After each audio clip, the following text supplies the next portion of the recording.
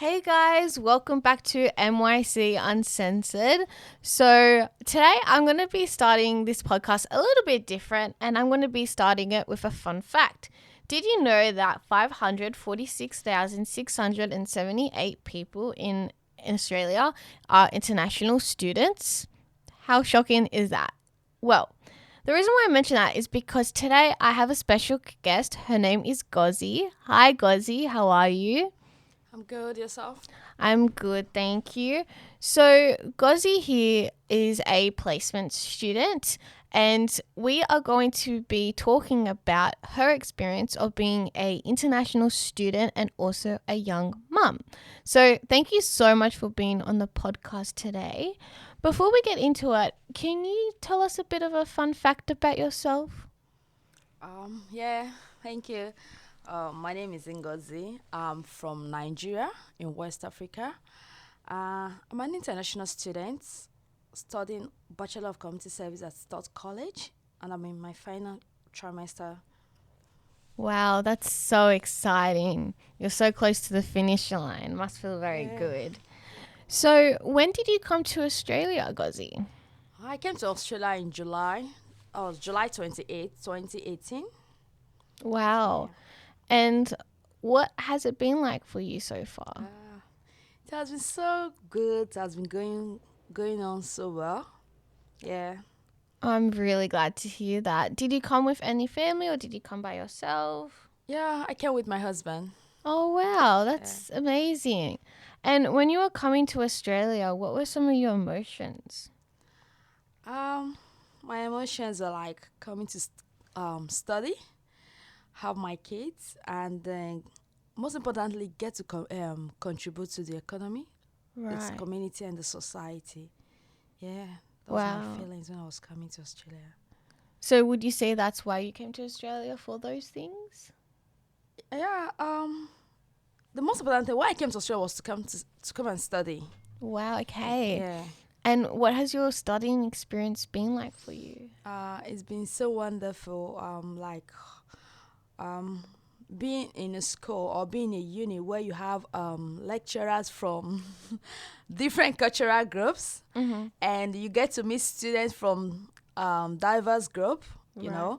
and you also get to know them. You get to know what their cultures are, and you get to understand what their values and their beliefs are. Wow, Yeah. that sounds amazing. Speaking of culture, is there anything in particular that you notice that is different about Australian culture and your own culture? Yeah, there's a lot different, but I think one of them that's so different is the eye contact. Right. Yeah, when you communicate here in Australia, there should be an eye contact. At least that shows that the person is understanding or the person is listening to you. But where I'm coming from, as a young person communicating with an elderly person, you don't need to look them straight to the eyes because they feel that you're so disrespectful. So when you're talking to them, you bring your eyes down and talk to them. Yeah. Oh, wow, that's a huge Yeah, difference. and another thing is when you're talking, when you want to address them, you address them with their preface, either Mister or Mrs. Yeah, Oh. you don't call them by their names, but even in workplace. But here in Australia, you call them by their names, and yeah, I think that's one of the difference. Wow, that sounds like a huge difference and like a huge adjustment for you. Yeah. Like when coming to Australia, because you must be thinking like, why is everyone like being disrespectful? But that's like part of our culture. Mm-hmm. Have you found that since being here for a while, you learnt to do eye contact and like how to like approach people? Yeah. I think I've learned a lot from having an eye contact when communicating. Mm-hmm. In my place of work, I've learned a lot, and most especially in this course where what I'm studying in community service. When communicating with people, there should be an eye contact. I think Yeah. it's becoming part of me now, and I'm happy about it. Oh, that's really good to hear. And what were or are some of the challenges of being a international student? Yeah. One of the challenges is I think still the communication. There's always a barrier in the communication, Mm-hmm. and and different way, the way we do things. I think I think that's what. But the most the major one is the barrier and the communication, where you get to speak, because most time the way we communicate, where I'm coming from, is different from the way Australians communicate. Mm-hmm. Yeah. So there are times you try to communicate and they will tell you, sorry, we can understand you.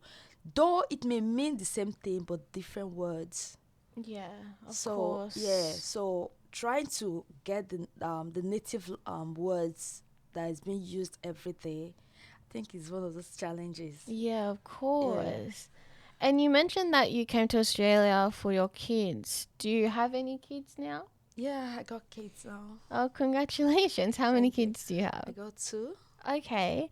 And so what has your life looked like now raising kids as a international student?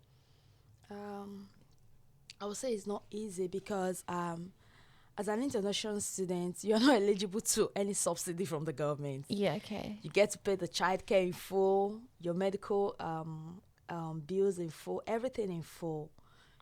So it's not easy, but I'm happy because they're born here. I'm happy because of the culture, because they are really learning from the culture, and the culture is becoming part of them now. Wow, that's Yeah, amazing. so I'm still happy because I get to learn from them as well, because most of the time when they go to their centers where they learn, they come back and bring these things home, and I'll get to, oh, this is what it is, and I'm happy Wow. about that.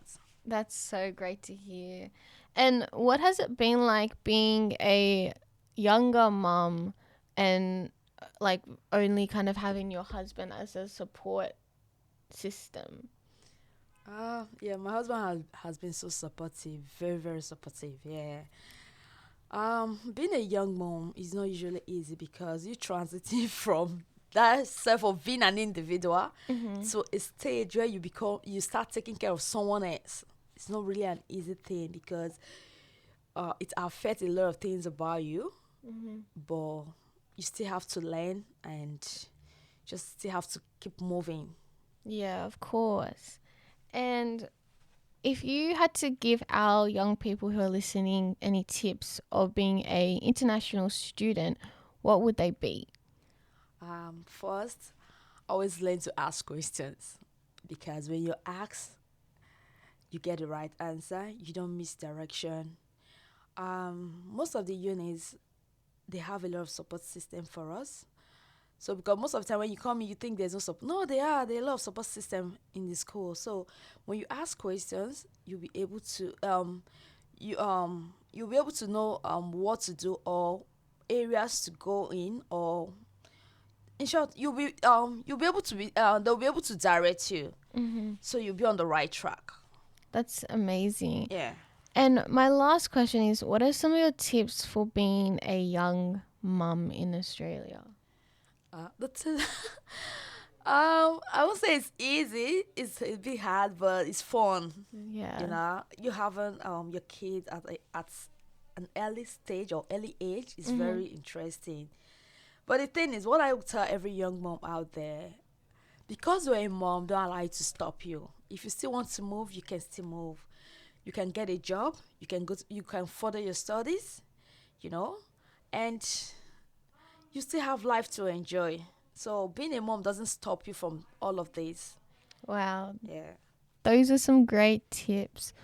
Well, I think that comes to the end of today's podcast. Thank you so much for being on it. I really learned and enjoyed hearing your own experience of being a international student and also a young mum. As always, guys, if you have any questions, please feel free to leave them. As you know, it's anonymous, and I'll see you guys in the next podcast. Bye. Bye bye.